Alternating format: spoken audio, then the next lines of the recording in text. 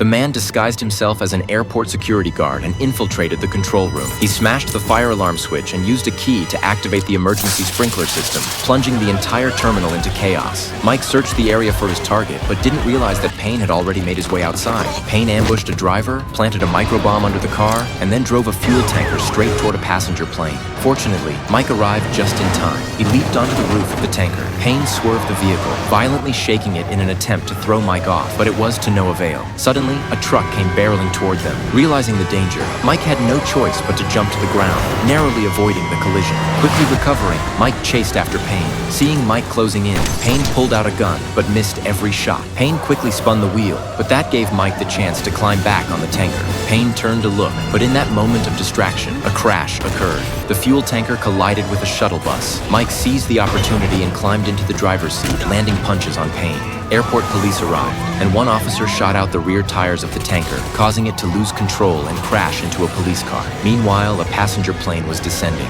Upon seeing the vehicle on the runway, the pilot immediately pushed the control stick and quickly ascended. However, the engine's blast still sent the police car flying into the air. Inside the car, the two men were still struggling. Payne took the opportunity to kick Mike out of the vehicle, but in doing so, Mike spotted the microbomb attached to the tanker. As the fuel tanker was about to collide with the plane, Payne quickly unbuckled his seatbelt and fixed the steering wheel, preparing to escape. However, just as he was about to bail, Mike yanked him back into the vehicle. Payne used his knee to push Mike away and without hesitation jumped out.